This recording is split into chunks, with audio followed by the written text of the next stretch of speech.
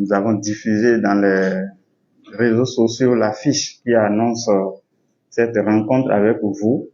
Le téléphone de Bénin Intelligent ne cesse de sonner. Il y a même des AME là maintenant que je n'ai pas pu écouter. Donc c'est pour vous dire que de partout, les AME appellent et chacun veut raconter ce qu'ils appellent leurs mésaventures, leurs souffrances. Et merci d'avoir accepté cette invitation de la presse. Vous allez nous faire l'état des lieux de ce programme-là qui a démarré, si j'ai bonne mémoire, depuis 2019. Et ensuite, nous allons vous poser quelques questions. Et il s'agira surtout de savoir pourquoi aujourd'hui il y a tant d'insatisfaction dans leur rang. Donc, je vous laisse la parole pour nous présenter dans un premier temps l'état des lieux de ce programme-là. Merci, docteur. Merci beaucoup et chers journalistes, chers amis, chers cadres du ministère ici présents. C'est pour moi l'occasion de vous exprimer toute ma gratitude pour cette invitation. Une gratitude au nom du ministre des Enseignements secondaires, techniques de la formation professionnelle, mais également au nom du ministre des Enseignements maternels et primaires. Une gratitude également au nom du gouvernement qui a mis en œuvre ce programme et qui fait qu'aujourd'hui, nous sommes ensemble pour échanger. De quoi s'agit-il? Il s'agit du programme appelé Programme spécial de préinsertion dans l'enseignement, PSI, qui a vu le jour à la rentrée 2019-2020. Alors, quand vous prenez de la rentrée 2019-2020, nous sommes cette année à la 5e édition de ce programme. Par rapport au système scolaire, on peut dire que c'est un programme très jeune. Très jeune parce que bien avant ce programme, nous connaissons la situation de l'enseignement dans nos établissements. Situation marquée par l'engagement ou le recrutement des vacataires pour venir suppléer les manquements au niveau de nos établissements scolaires. Alors, c'est cette situation qui a fait l'objet d'un audit gouvernemental en 2020 pour comprendre ce qui se passe. Et vous savez, le gouvernement de la rupture, depuis son avènement, est champion en quelque chose. C'est qu'avant d'agir, il faut faire des études, il faut faire des réformes. Avant de faire des réformes, il faut comprendre ce qui se passe. Et en 2020, suite à cet audit, il a été constaté plusieurs manquements au niveau de cette méthode d'engagement des vacataires. Les chefs d'établissement, on a dit tantôt, avaient recours aux vacataires donc dans les classes. Et on savait bien comment les vacataires étaient recrutés. Et c'est à discuter.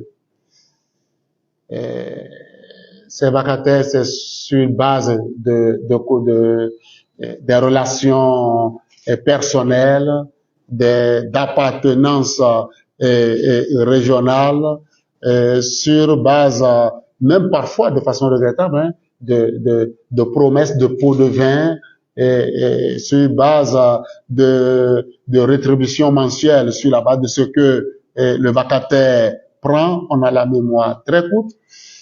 Et puis il a été aussi constaté une chose, que ces vacataires étaient dans une situation de rémunération très précaire.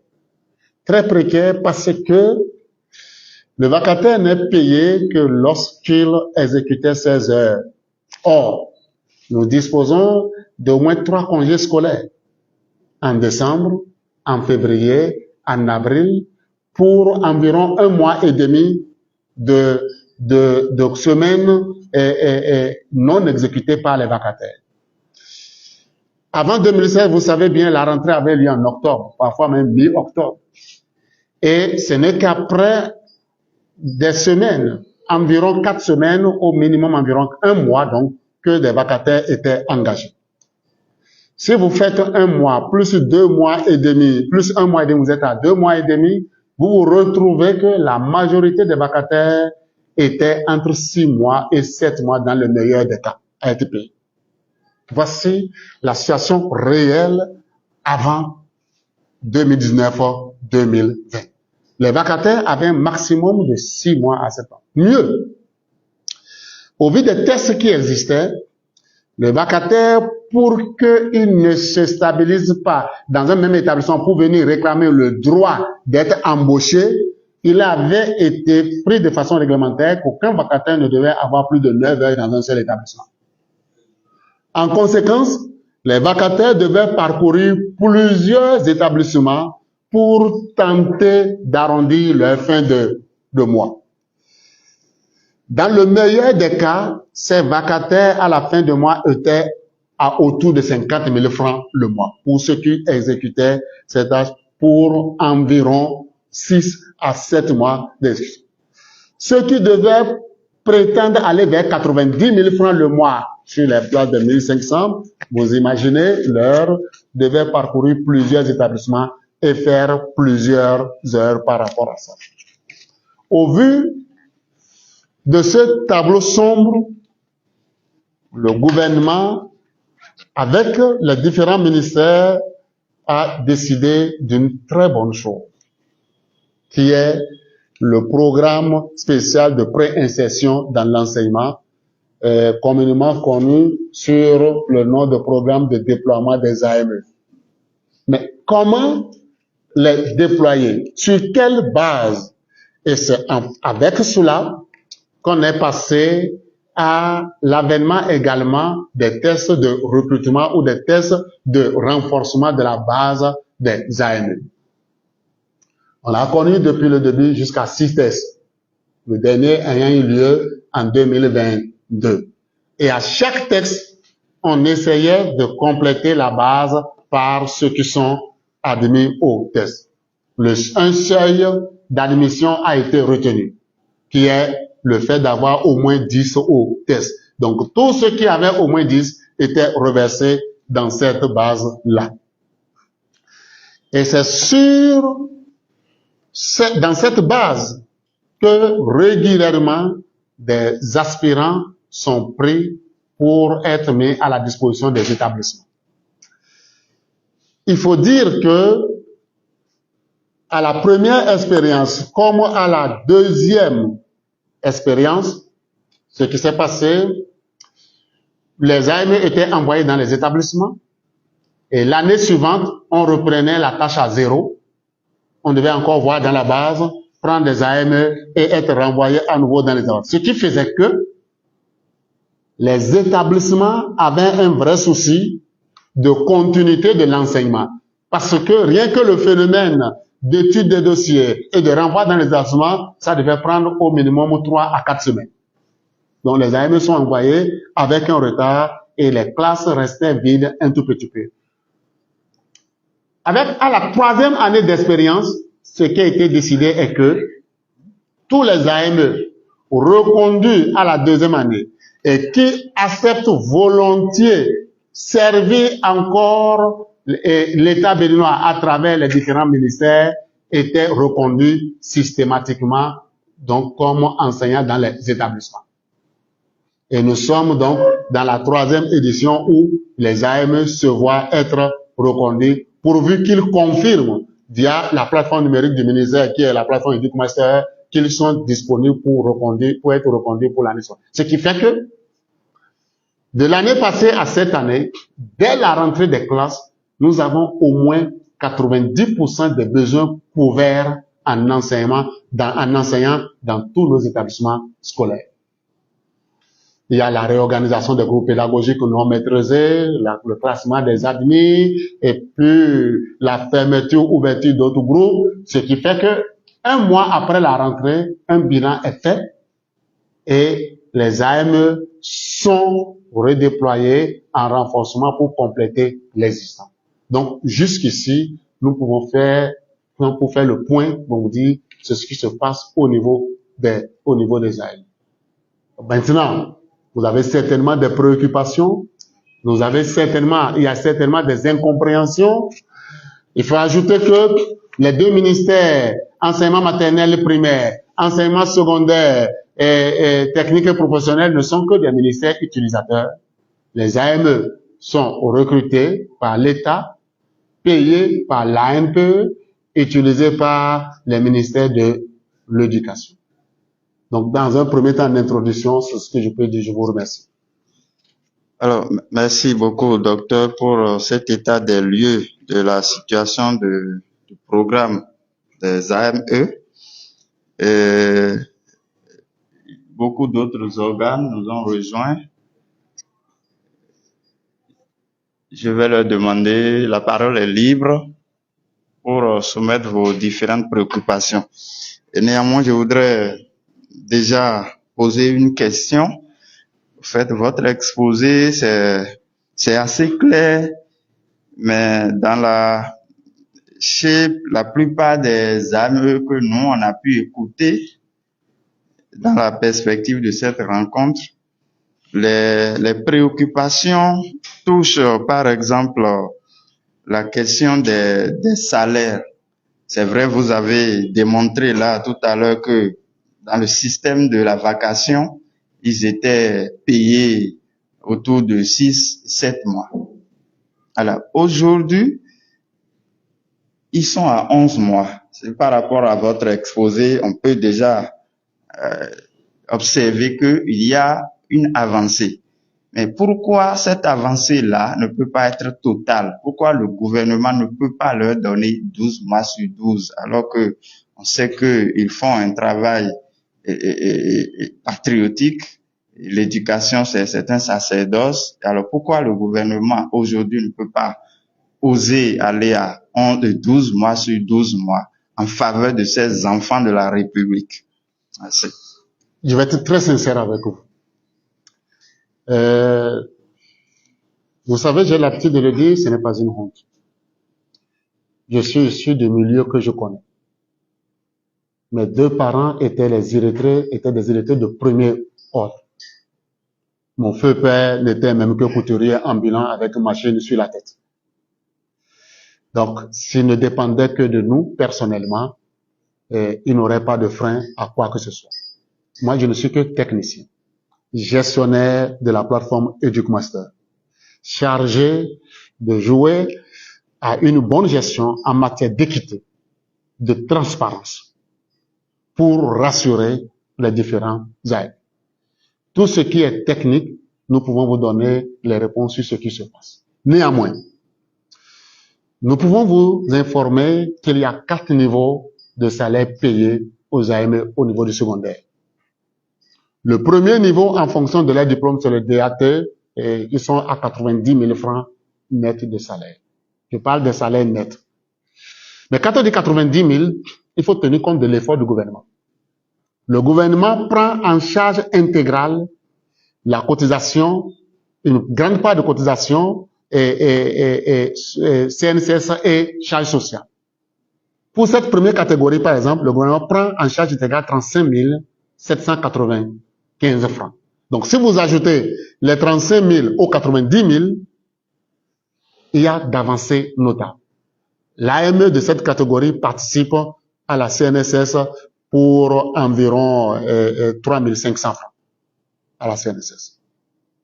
Et cette participation à la CNSS, vous le savez, cette cotisation impactera toujours toute leur vie, quel que soit l'emploi futur qu'ils auront. La deuxième catégorie, c'est ceux qui sont titulaires de licence, bachelor, DPS, tout. Ils sont à 95 000 francs net. Je parle des salaires nets.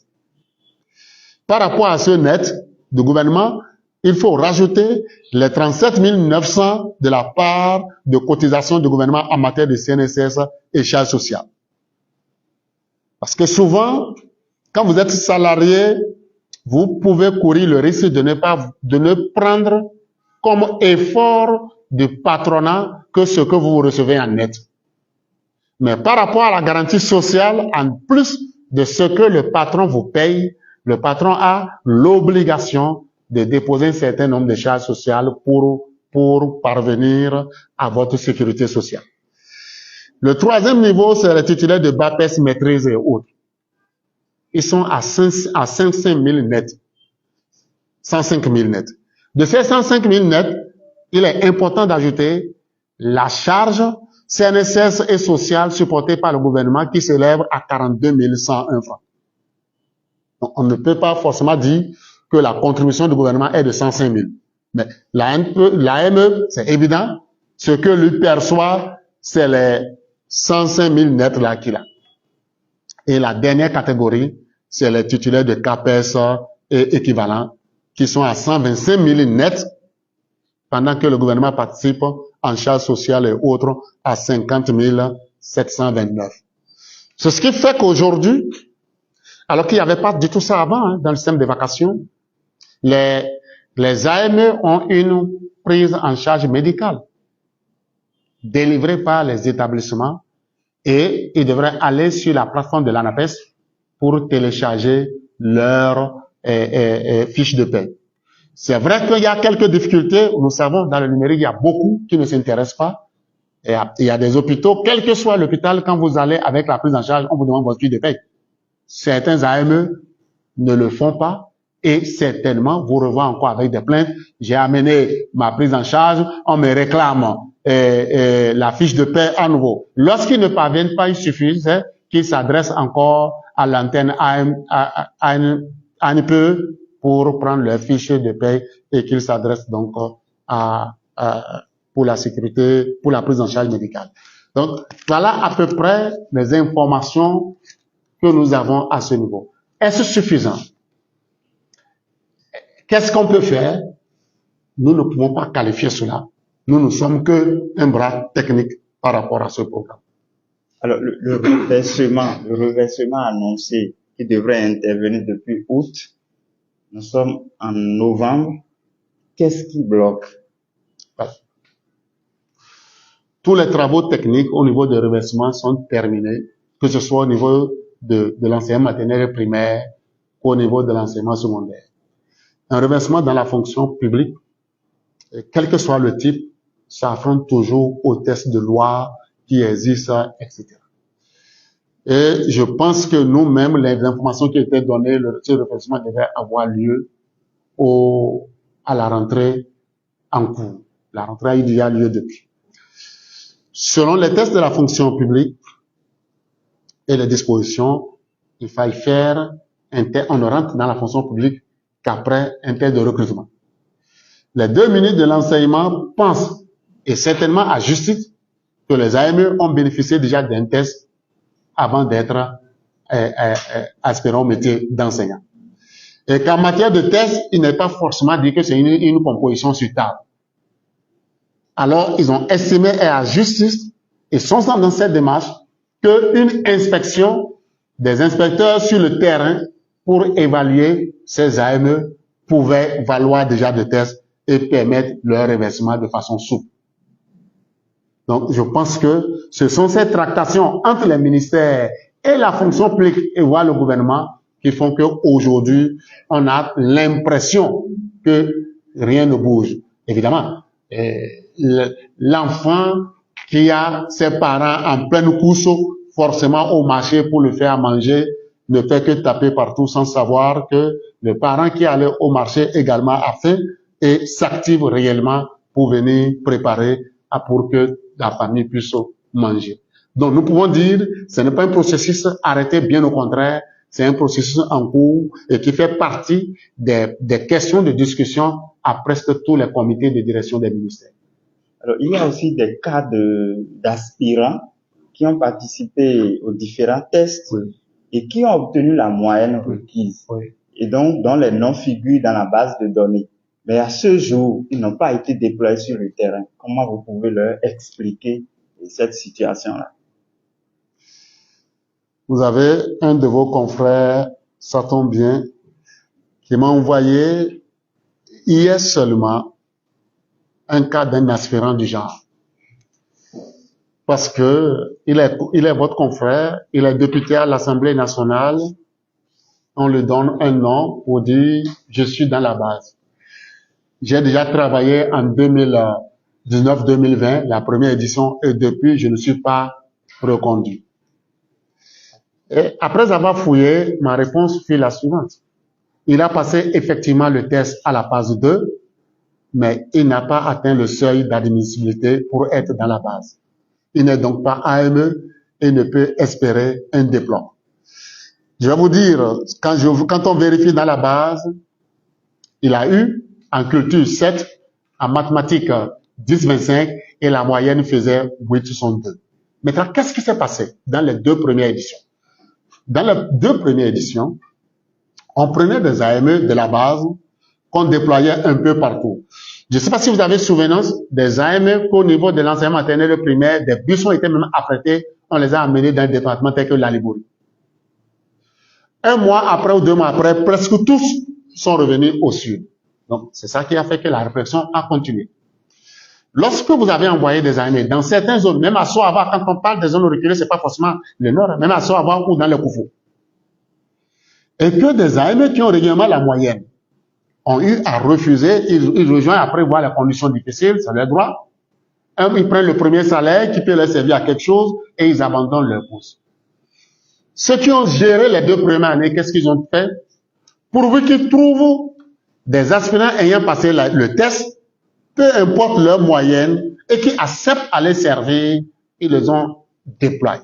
Donc, il faut reconnaître qu'à la première comme à la deuxième édition, suite au refus de certains aspirants, ceux ayant passé le test et parfois ayant dépassé un seuil même au 7, mais ayant accepté aller, lorsqu'ils constatent que dans une discipline, par exemple, l'aspirant a eu la moyenne, c'est le cas de cet aspirant, qui devait enseigner les maths, mais qui a eu en maths 10-25 et en culture générale 7, si on devait considérer que les maths, on a les déployer, ils ont été déployés de la sorte. Première année, deuxième année. Et c'est resté dans leur inconscient qui sont réellement dans la base. Suite à ces différentes plaintes, en la 3e édition, le gouvernement a décidé qu'on ne déploie plus et que ceux qui ont eu exclusivement leurs moyens. Lorsque un aspirant vous contacte pour dire qu'il a la moyenne, vous avez, ça se fait de façon publique, vous avez la possibilité de vérifier par vous-même sur la plateforme du ministère. C'est AME en minuscule point AME.educmotion.bj. Vous cliquez sur AME.educmotion.bj, demandez-lui son numéro de table. À travers le numéro de table, lisez bien les instructions, vous allez pouvoir vérifier s'il est dans la base ou non. La suite, c'est quoi? On s'est dit, c'est des futurs enseignants. On s'est dit que les numéros de table sont souvent publics et affichés. Un enseignant, un apprenant ou un parent peut prendre également un numéro de table et décider d'aller sur la même plateforme pour vérifier. Constatez que l'enseignant de mon enfant ou mon enseignant n'a eu que 6 de moyenne, 7 de moyenne. Le gouvernement ouvert, le ministère, pour ce problème social, a décidé de ne pas publier sur la plateforme ceux qui n'ont pas eu leur moyenne. Donc, quand vous irez avec les numéros de table, vous ne verrez que ceux qui ont eu leur moyenne. S'il n'a pas la moyenne, il ne sera pas là. Et si vous nous contactez, ceux qui le veulent, ou ils viennent au ministère, on vous donne la capture d'écran, on vous donne réellement la performance de l'agent au niveau des tests. Et puis le débat est clos. Donc, ça se dit, beaucoup se disent qu'ils sont dans la base. Je peux vous dire que dans la majorité des cas, c'est totalement faux. Dans quelques autres cas, des gens qui sont dans la base, qu'est-ce qu'il faut retenir? Vous savez, nous sommes dans le secteur de l'enseignement. Et dans tout autre secteur, c'est une question d'offre et de la demande. Votre organe de presse, vous savez qu'il y a plusieurs qui tapent à la porte pour venir être ici des journalistes. Est-ce que votre patron prend tout le monde? La réponse est non. C'est une fonction, c'est une question de besoin. On a construit une base pour pouvoir permettre d'aller prendre dans cette base pour déployer les agents. Mais encore faudrait-il qu'il y ait des besoins dans les établissements. S'il n'y a pas de besoins dans une discipline, dans un établissement, il ne suffit pas d'être dans la base pour être déployé. Donc, c'est progressivement en fonction des besoins que les agents sont déployés. Troisième point, à partir de la troisième année, sur la plateforme Éduc-Master, il est demandé aux AME de choisir leur commune de préférence. Une fois admis, une fois que vous êtes là-bas, vous voulez être déployé dans quelle commune, par exemple? Vous êtes journaliste, vous êtes AME, vous vous appelez Jean, vous choisissez 3 communes. Vous avez choisi, par exemple, Soava, vous avez choisi Porto-Novo et vous avez choisi Cotonou en dernière position. Et il y a une troisième place, on vous demande de dire, en dehors de vos communes là, s'il y a un besoin ailleurs, est-ce que vous êtes prêt à aller servir? Vous dites oui, certains disent non. C'est ce qui a fait que, lorsqu'il y a eu des besoins à Soava, par exemple, en mathématiques, et qu'on ne trouve aucun AME ayant choisi Soava en mathématiques, nous allons prendre parmi d'autres aspirants en maths qui ont choisi de servir partout où besoin sera.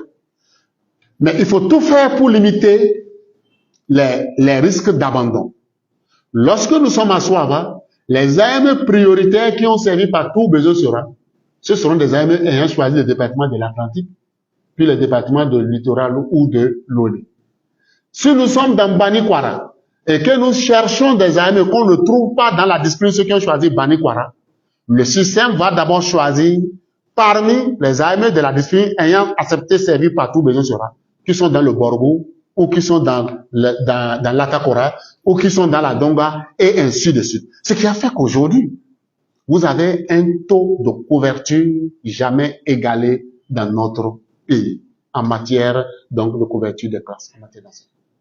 Merci, docteur. Mais néanmoins, toujours concernant le déploiement, vous avez dit tout à l'heure qu'on tient compte des besoins.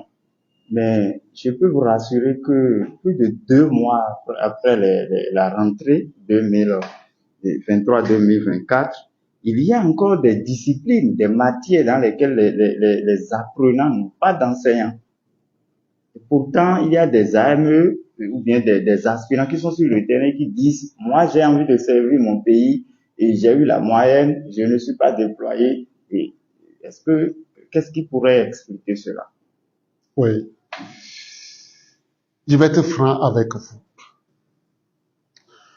Lorsque il y a des besoins, c'est pas parce qu'il y a des besoins que systématiquement, il faut qu'il y ait un déploiement.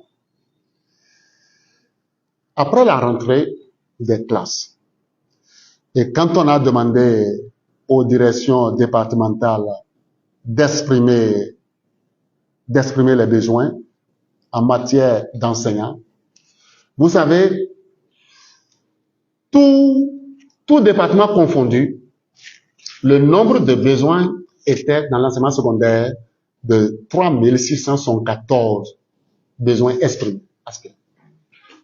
On pensait qu'il avait 3514 enseignants qui manquaient. Sauf que, sur la plateforme, il y avait beaucoup d'aspirants qui n'avaient même pas 20 heures.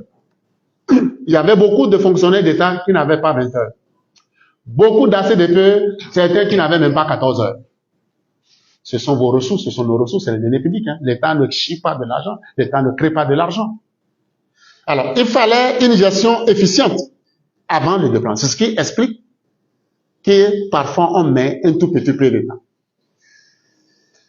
Nous avons passé au contrôle sur la plateforme Éduc-Master des quotas horaires attribués aux AME.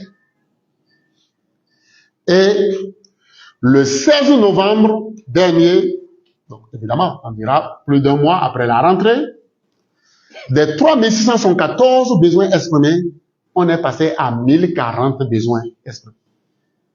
Parce que beaucoup étaient déployés, AME, fonctionnaires d'État, ACDPE, sans quota horaire requis. Certains travaillaient, étaient payés, pendant que d'autres ne travaillaient pas et étaient également payés. À la suite de ces besoins exprimés, de 1040, nous sommes passer à un déploiement, on a même continué à un déploiement de 750 agents complémentaires. Donc 750 AME ont été déployés et sont aujourd'hui en train de prendre service dans tous nos établissements. Donc, ce qui fait quoi? Vous avez aujourd'hui une presque couverture totale en matière d'enseignants dans nos établissements, dans toutes les disciplines, sauf 2. EPS, il n'y a pas la couverture totale, il faut être sincère. Après EPS, il y a économie familiale et sociale. Là aussi, la couverture n'est pas totale. Pourquoi, en effet, il y a persistance? Parce que pour le Bénin n'a pas formé suffisamment d'enseignants en EPS. Et parce que pendant longtemps, depuis des décennies, plusieurs classes restaient également sans enseignants d'EPS. On attribuait des enseignants d'EPS que dans les classes d'examen. Alors que le gouvernement actuel dit non, l'EPS est si important qu'il faut attribuer les enseignants depuis la classe de 6e. C'est ce qui fait que nous voyons ce manque d'enseignants en EPS. Et le manque d'enseignants en EPS paraît aujourd'hui élevé. Le Bénin a en tout besoin de 645 enseignants en EPS pour couvrir total. Mais nous n'en avons pas. A priori, on peut voir que c'est vraiment élevé. Mais nous avons 936 établissements scolaires.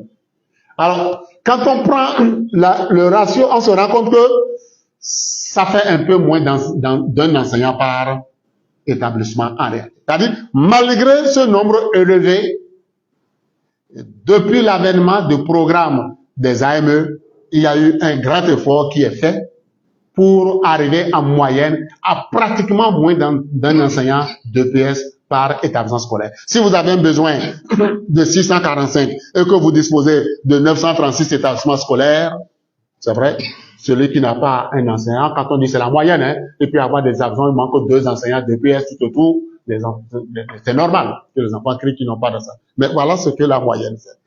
En économie familiale sociale, il y a un besoin de 29 AME non couverts.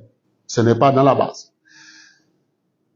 Outre cela, nous avons une couverture intégrale dans toutes les autres disciplines, avec le déploiement du 16 novembre passé. Les prises de service sont en cours, et il faut le noter, vous êtes de la presse, c'est une grande première. Vous avez été élève et vous savez bien ce qui se faisait depuis longtemps. Il faut ajouter, le gouvernement a insisté pour que le quota horaire réglementaire soit attribué, et c'est pourquoi nous avons ces écarts. Parce que, qu'est-ce qu'on faisait? Maths, au lieu de 5 heures en 6e, on pouvait donner 3 heures. Si nous voyons ces écarts, c'est parce que, réglementairement, les quotas horaires doivent être donnés. Sinon, si on devait même se débrouiller, on se retrouverait face à une situation, on dirait qu'on n'est pas en manque. Pratiquement. Donc, voilà sur la situation de couverture horaire entre ce qui se dit et la réalité. C'est-à-dire, il faut souvent que nous sortons des chiffres, réclamer des chiffres. Plein de gens parlent sans disposer de chiffres. Je vais vous donner un exemple. Un jour, j'étais à une conférence et je trouve une ONG qui se plaignait qu'il y avait de moins en moins d'élèves dans nos séries C. Lui, il avait un financement. L'ONG faisait la campagne pour pouvoir inciter les élèves à s'inscrire en série C. Je gratte la tête, je le demande. C'est vrai. Nous avons combien d'élèves dans les séries C dans notre établissement cette année? Elle ne savait pas. Combien sont en seconde? On ne sait pas. Combien sont en première, en terminale? Vous-même, vous avez entendu ça. Tout le monde dit, il manque d'élèves en série C. Mais demandez de vous donner le nombre d'élèves en série C cette année. Aujourd'hui, nous pouvons le donner grâce à Éduc Matière, ce qui permet au gouvernement de prendre des décisions conséquentes dans le système éducatif. Bonjour docteur. Bonjour. Moi, je m'appelle Léonce Adjiri. Bonjour. Je suis journaliste au quotidien Le Matinal. Voilà. Tout à l'heure, je vous ai écouté. Je vais démarrer par votre dernière liste. Vous avez parlé de chiffres, des chiffres. Je voudrais qu'on revienne un peu plus sur les chiffres. Quel est le nombre, d'abord, combien d'AME avons-nous actuellement dans la base? Combien sont déployés depuis que le programme a démarré? Et quelles sont les difficultés que vous rencontrez à votre niveau par rapport à ce programme? Parce que à vous entendre parler, c'est comme si tout va bien. C'est tellement que vous avez des difficultés également. Non. Merci beaucoup. Je vais être franc avec vous. Personne ne peut dire que tout va bien. Mais on n'a jamais même dit que tout va bien, même avec le Tout-Puissant. Sinon, il n'aurait pas eu l'avènement de Satan. Et vous savez bien, depuis que Jésus a été crucifié, le prophète Mohammed chassé de la Mecque, vous pouvez vous rendre compte qu'aucun homme n'est à l'abri des critiques. Donc, si vous êtes dans l'action publique, même les prophètes envoyés de Dieu ont été chicotés, chassés, emprisonnés, tués, crucifiés. Donc, ce n'est pas nous autres humains, nous avons même de la chance. On a même une presse, on a des caméras, on nous donne même de l'eau à boire pendant on fait une conférence de presse. Les prédécesseurs n'ont pas eu cette chance. Même Dieu, on n'a pas été indulgent envers Dieu. Revenons à votre question. Dès l'avènement du programme, la première année déjà, il y a eu 14 746 AME déployés. J'en parlais de charges financières, etc. À la deuxième année, il y a eu un problème dont vous n'avez pas parlé, vous avez entendu parler. On dit, bon, il faut réduire le nombre d'AME. On est passé pratiquement à 26 heures au minimum pour les AME à la deuxième année. Ce qui faisait que le nombre d'AME a chuté de 14 000 à 13 000 et quelques. Ce qui a fait que, évidemment, certains qui avaient été déployés et sans moyenne à la première édition se sont vus non déployés et qui continuent de se plaindre. J'avais été déployé une fois. Ils pensent certainement parfois à juste titre qu'ils avaient leurs moyens, à juste titre. Mais à la deuxième année, suite aux revendications sociales, syndicales, etc., le gouvernement, à la troisième année, est revenu pour dire de ne attribuer aux AME qu'entre 22 heures et 24 heures. Ce nombre est passé encore à 14 991. Toujours sans pouvoir couvrir forcément tous les besoins. Et vous savez bien le nombre d'apprenants également, puisque les enfants continuent de naître. À la troisième année, à la quatrième année, l'année passée, nous sommes passés à 16 814 AME déployés. Et cette année, en attendant le lycée agricole, nous sommes à 16 666 AME déployés. Alors, lorsque on revient par là, on peut dire, mais, et dans la base, alors, combien d'AME il y a aujourd'hui? Nous avons encore dans la base, à l'heure actuelle, ceux qui ont leur moyenne non déployée, qui sont au nombre de 1376. C'est normal. Quand les 1376, où il y a 5, 6, 50 qui font du bruit, c'est normal qu'on dit, mais on est toujours dans la base, on n'est pas déployé. Mais comprenez avec moi, comme la question que j'ai eu à vous poser, quand vous avez votre entreprise, c'est notre entreprise commune à nous tous en tant que Béninois, on ne va pas déployer des AME parce qu'ils sont dans la base, même s'il n'y a pas de besoin. C'est la même question quand des gens ont des diplômes dans des disciplines données. Ce n'est pas parce que vous avez des diplômes, vous êtes qualifié, que forcément l'État vous emploie. C'est en fonction des besoins. Et comme il y a plus de diplômes, l'État en a trouvé que la manière que de faire des tests, des concours pour pouvoir recruter des gens. Donc voilà ce que nous pouvons dire par rapport à ça.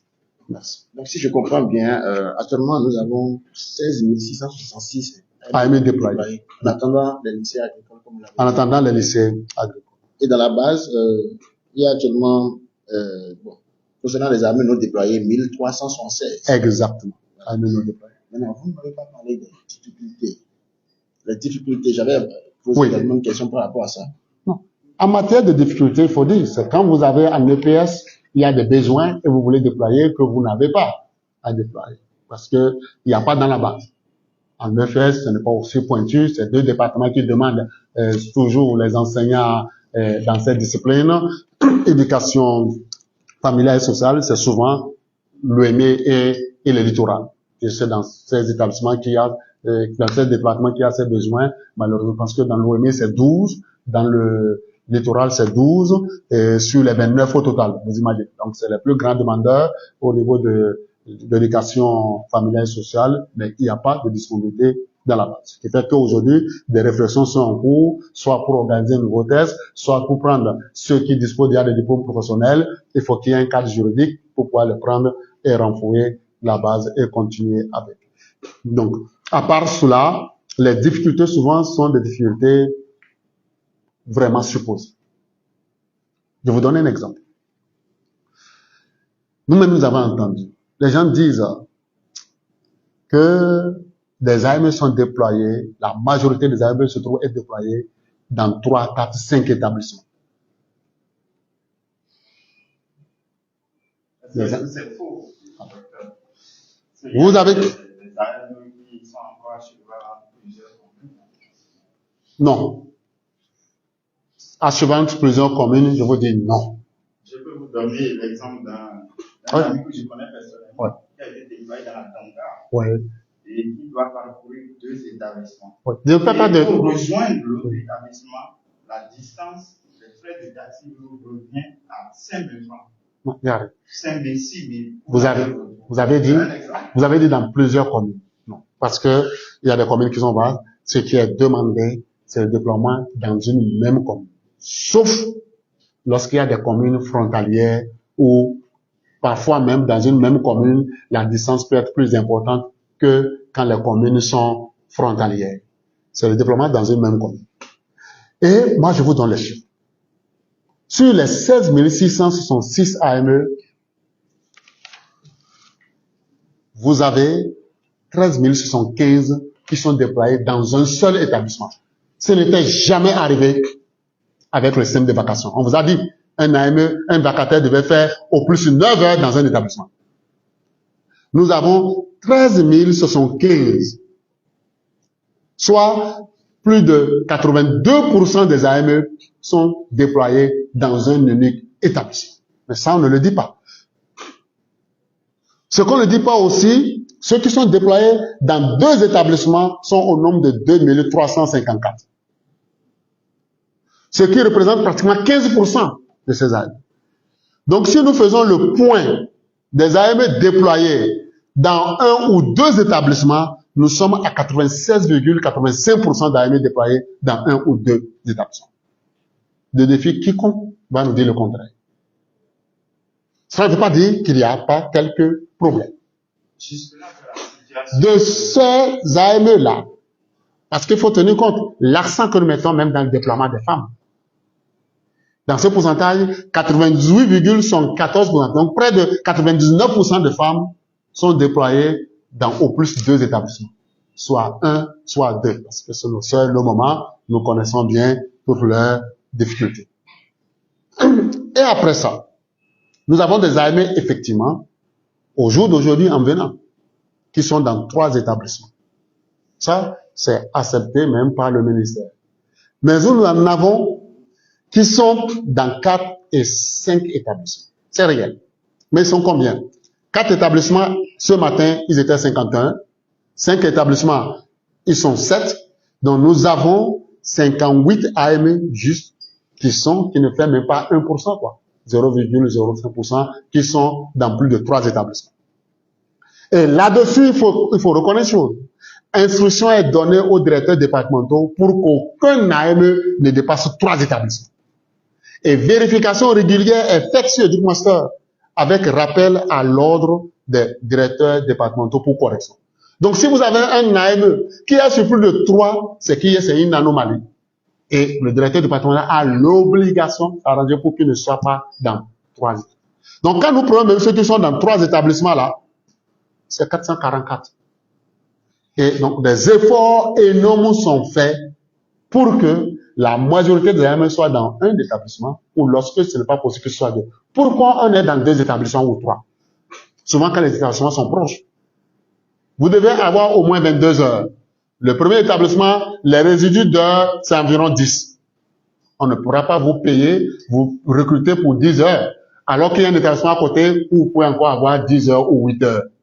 Donc, c'est ce qui explique que lorsqu'on a déployé le grand nombre, il n'y a pas forcément de classe complète, il n'y a pas forcément un nombre d'heures complet pour couvrir 22, 24 pour qu'un AME soit déployé. Mais là-dessus, il faut reconnaître que c'est déjà beaucoup mieux que ce qui se passait dans la situation de vacation. Merci. J'ai une dernière question à poser. Tout à l'heure, lorsque mon confrère évoquait, vous demandait pourquoi est-ce que les AME ne pouvaient pas être payés sur 12 mois. Vous avez évoqué la prise en charge médicale par le gouvernement. Non, j'ai donné quelques exemples. J'ai dit, je suis incompétent, je l'ai reconnu pour répondre à cette question. Cette question, c'est une décision du gouvernement. Nous sommes techniques. Nous vous donnons les éléments techniques, sans notre opinion personnelle. C'est pourquoi je vous ai même dit, je vous ai parlé de mes propres parents, pour dire, je ne suis pas celui qui ne souhaiterait pas l'amélioration des conditions de vie pour les adultes. Pas du tout, ce n'est pas moi. Mais ce n'est pas nous qui décidons, nous sommes le bras armé technique pour les ministères et il revient au gouvernement de prendre des décisions. Je voudrais revenir sur la question du déploiement. Oui. Alors, lorsque un AME réside à Abomey-Calavi ou à Cotonou et que vous l'envoyez au nord ou bien dans le centre du pays, Oui. est-ce qu'il y a des mesures d'accompagnement ou bien il se débrouille? Comment ça se passe? Bien sûr. Bien sûr. Aujourd'hui, nous avons fini avec les résidences d'AME. Je suis résident au nord, je suis résident au sud du nord. Parce qu'on a vu les limites de ce mode. Les AME vous a dit choisir eux-mêmes volontiers les communes d'affectation où ils se disent j'aurai plus de chance. Si vous avez choisi Cotonou, comme aujourd'hui c'est le cas pour plusieurs AME de PCT ou de maths, il y a dans certaines disciplines, ils n'ont choisi que Cotonou, Porto Novo, ils n'ont choisi que les départements du sud. Ça se comprend. Et que par manque d'enseignants dans l'Aliborie, vous avez décidé de servir par tout besoin sera, on vous envoie. Il y a systématiquement une prime d'incitation qui est payée par l'AME. Donc, les AME bénéficient, en plus de leur salaire, de la prime d'incitation. Mais attention, si c'est vous-même qui avez choisi Aliborie, vous êtes plus chanceux. Dès qu'il y a besoin dans l'Aliborie, on vous déploie. Il n'y a plus question de j'étais à Cotonou, j'ai droit à une prime d'incitation. Parce qu'il y a parfois cette mauvaise compréhension des AME eux-mêmes qu'il faut élucider. Je peux être dans Cotonou et décider volontiers de dire, moi, c'est par où je vais te déployer. Dans ce cas, il n'y a pas d'avantage. Ça fait que, il y a un besoin d'un parcours. Oui, parce que c'est juste quand même. Si vous êtes en histoire géo, qu'il y a un besoin d'un parcours, et vous avez 11 de moyenne, quelqu'un est dans Abomey-Calavi, a choisi Abomey-Calavi, a 17 de moyenne.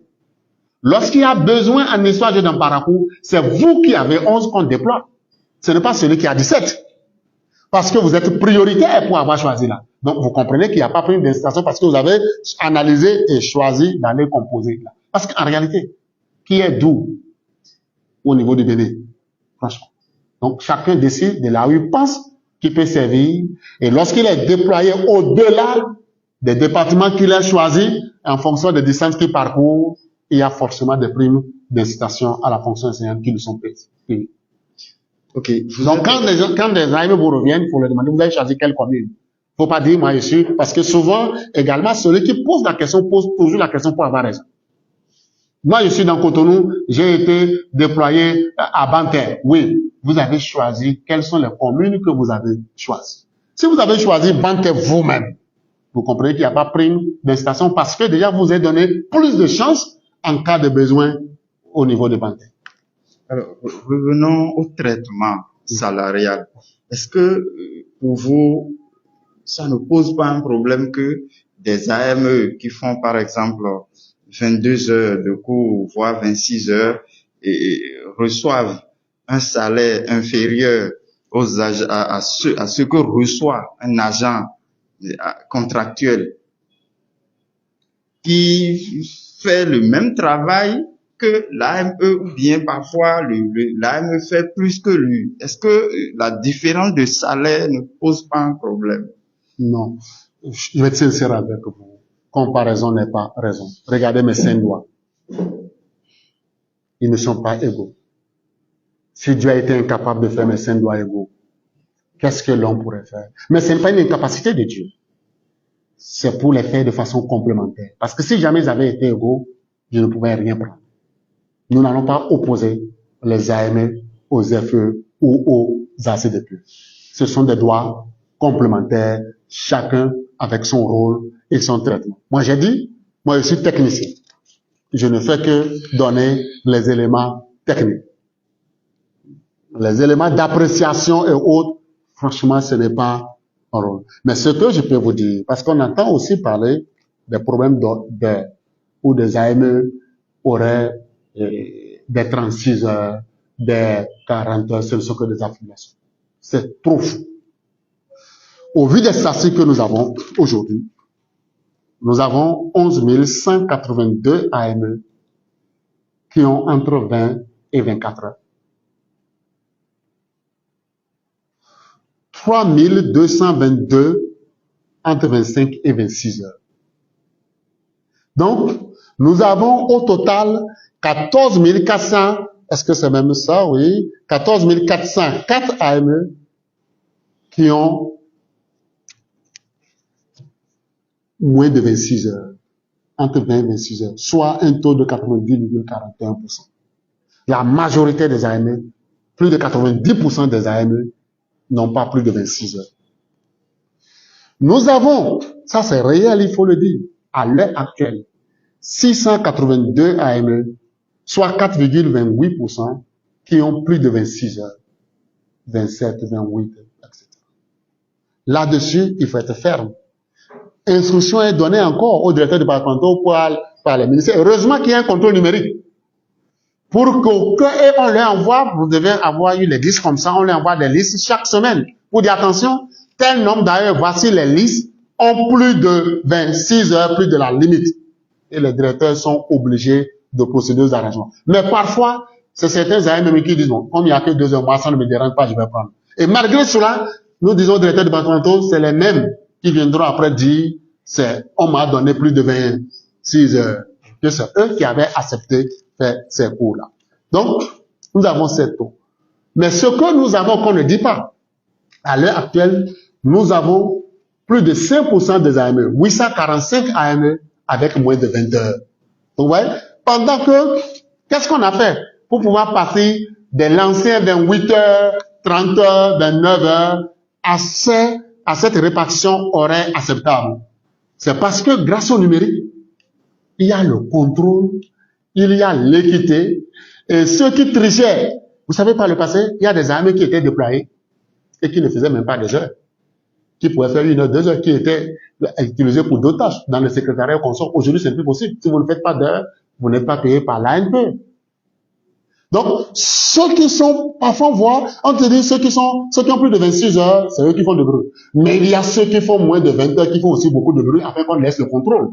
Parce que eux, ça les arrange de continuer avec 8 heures, 10 heures, pour qu'on continue de les payer. Heureusement, le mois passé, l'ANP a eu à ne pas payer des AME pour non-atteinte de quota horaire.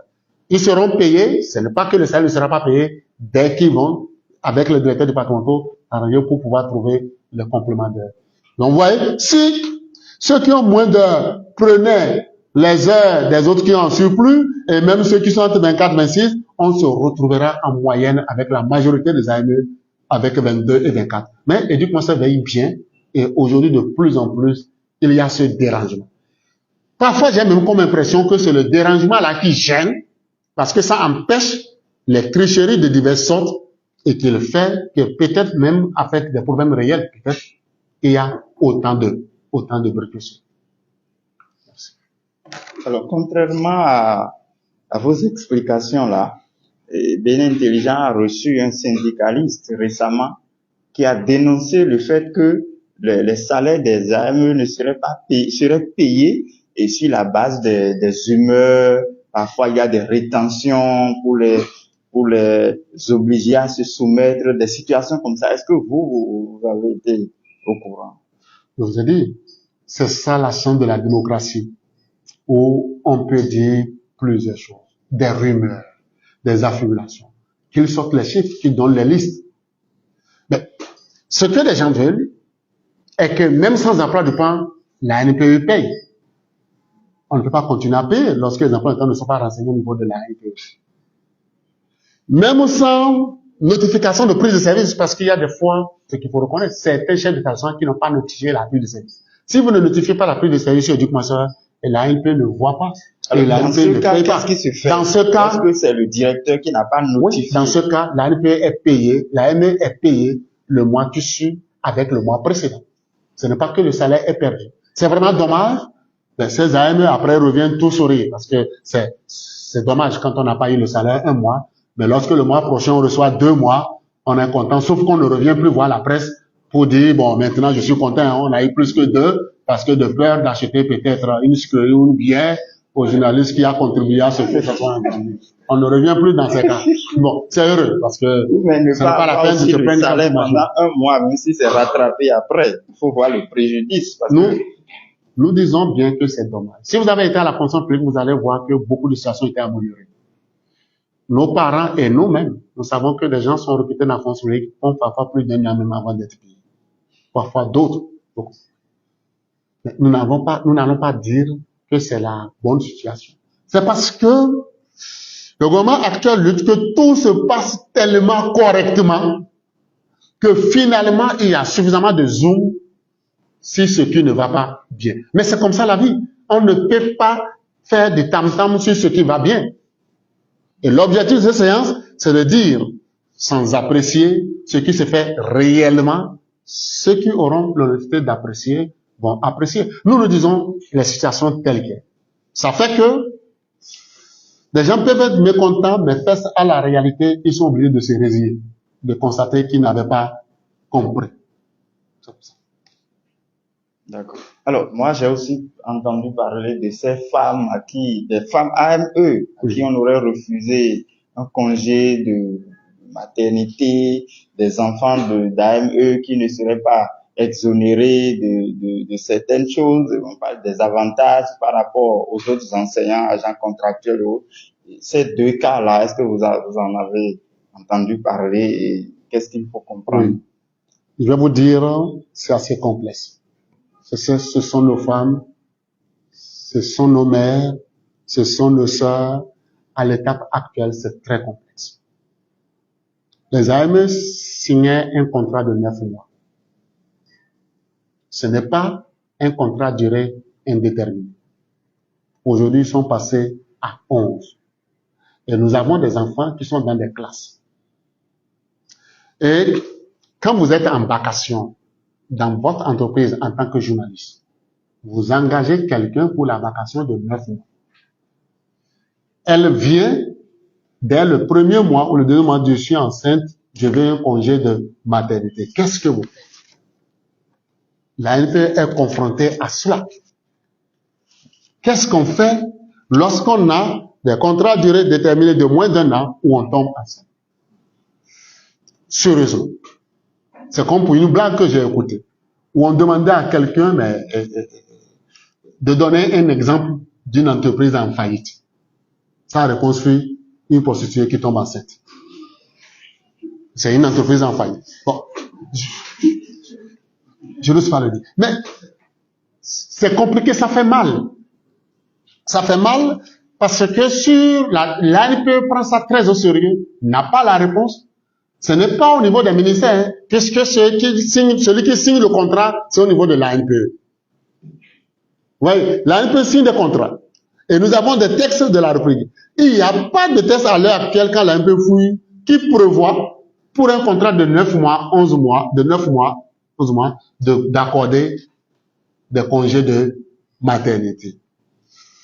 Sans parler très fort, mais je pense que pour la plupart, les chefs d'établissement sont un peu regardants.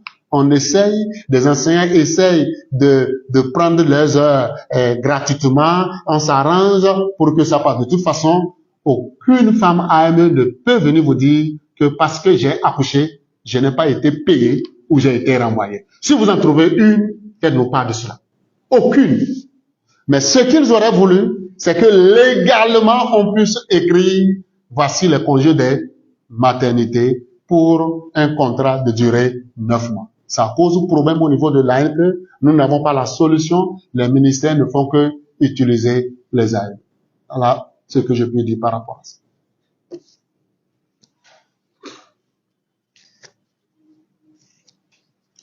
Bonjour, docteur. Bonjour. Alors, il y a certaines préoccupations justement qui ont été déjà prises en compte.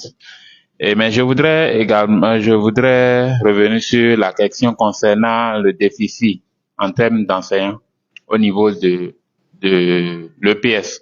C'est vrai, vous semblez un peu, bon, les chiffres pour vous semblent un peu négligeables, même si moi j'estime que 645 enseignants de besoin en EPS à côté de 936 quand même, disons que c'est important.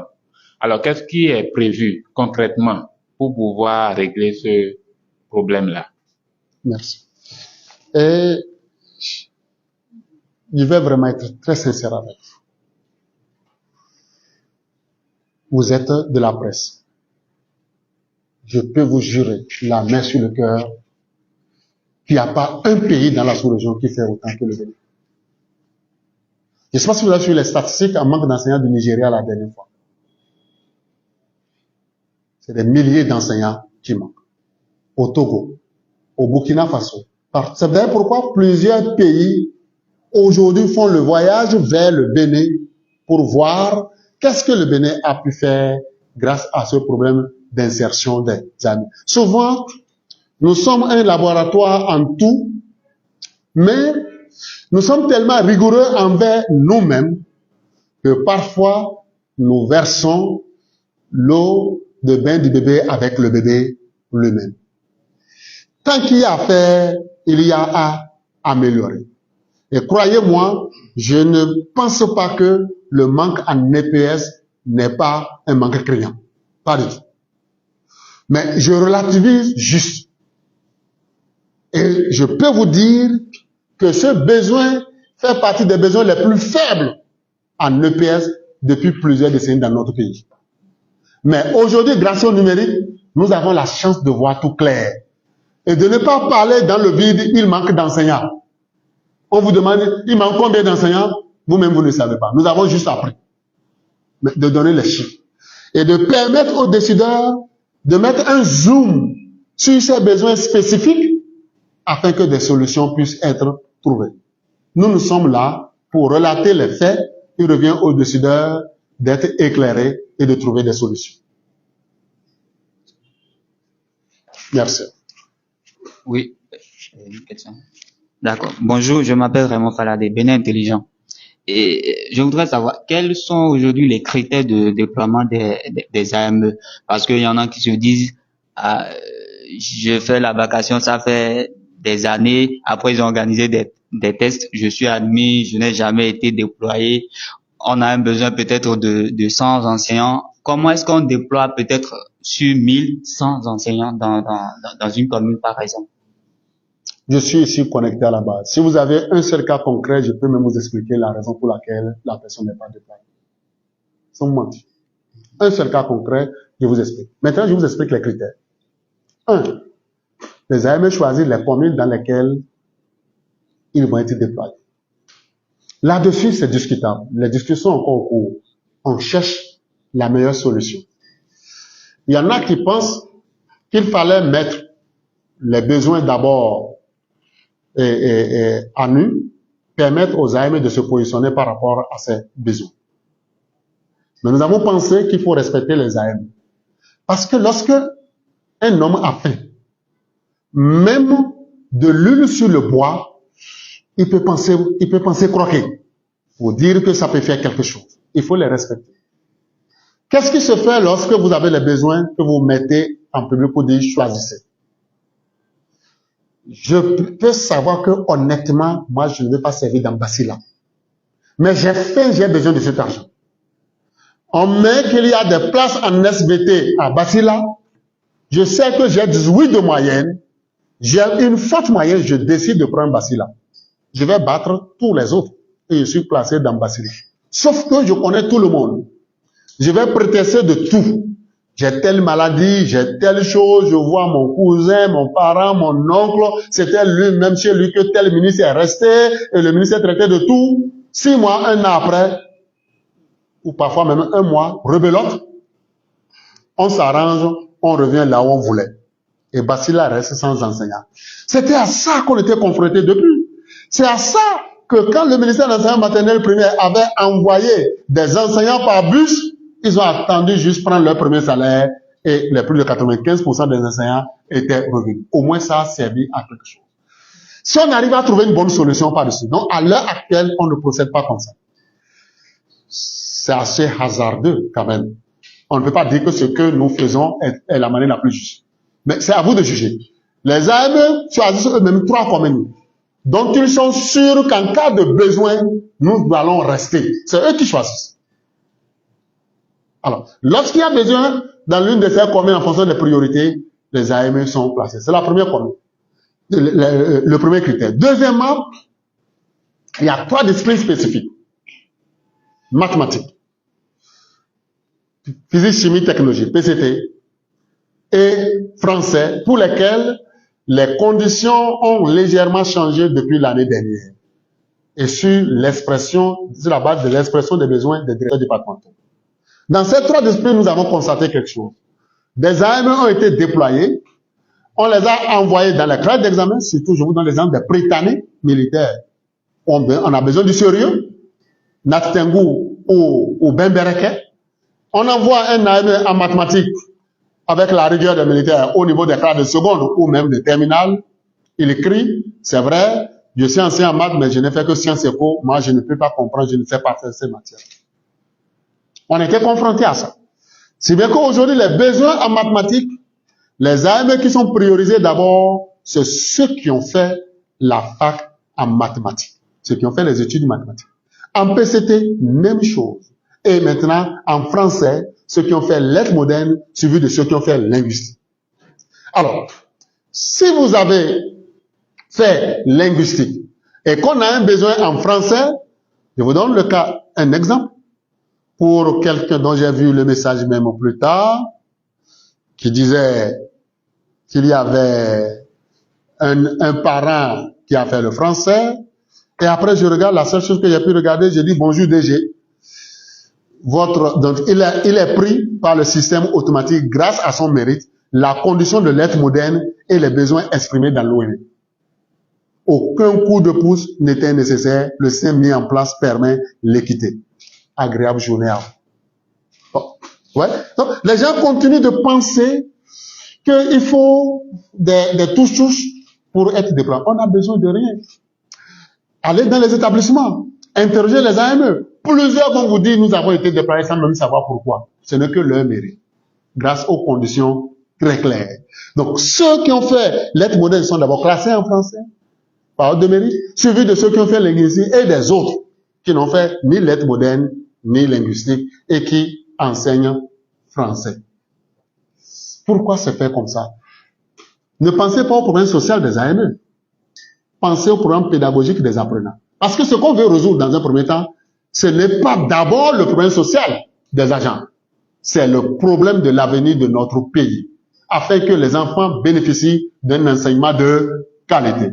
Ces critères sont mis sur place à cause de nos enfants à nous tous, de nos frères à nous tous. Donc, une fois qu'il y a ces critères de choix de communes, de qualification académique et professionnelle, vient ensuite le classement par ordre de mérite remplissant ces critères. Et on n'a besoin de rien. Dès qu'il y a besoin, vous êtes déployé. C'est bon. Alors, moi, j'ai une question plutôt par rapport au déploiement des femmes.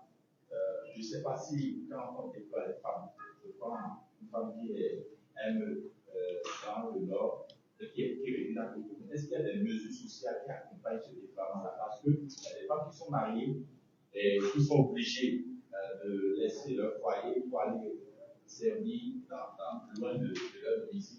Est-ce qu'il y a des mesures particulières qui accompagnent Et un mois après, vous demandez de revenir dès qu'on est conséquent, il n'y a pas de tout de souci dans ça. Je suis femme, mais j'ai accepté servir partout où besoin sera. Les besoins ont fait que on m'a envoyé dans le Borgo, dans l'Atakura, dans l'OME. Un an après, je peux justifier que mon conjoint ailleurs ou mon conjoint a été déplacé et le ministre a toujours autorisé le rapprochement de conjoints pour les femmes. Il n'y a jamais eu de problème là-dessus. J'entends aussi dans l'opinion publique qu'il y a des résiliations de contrats d'AME voudrais savoir dans quel cas ces contrats sont résiliés. Non, les résiliations de contrats sont liées aux abandons des AME, au cas malheureux de décès. On ne peut pas, il ne peut pas continuer le contrat lorsqu'il y a décès. Dans un cas spécifique, il y a 2 ans, lorsqu'il y a eu abandon de travail pour des AME sur mouvement d'humeur pendant ceux qui ont abandonné leur poste pendant plus de 3 jours et conformément à leur contrat, l'AMP a eu à suspendre leur contrat. Donc, ce sont ces cas. Sinon, en dehors de ça, il n'y a pas de résiliation de contrat. Quel conseil vous avez? Oui. Maintenant, sur les perspectives pour les AME, qu'est-ce que l'État prévoit, qu'est-ce qui est prévu pour les AME, les droits de nous, les femmes? Mais la grande perspective que l'État prévoit et que nous attendons tous de nos voeux, c'est vraiment la reconversion des AME en agents contractuels de droit public de l'État. Ça va être une première phase avant d'aller vers une reconversion totale en fonctionnaires d'État. Cela est important pour nous tous, pour l'éducation nationale et pour nos enfants et pour toute la nation béninoise.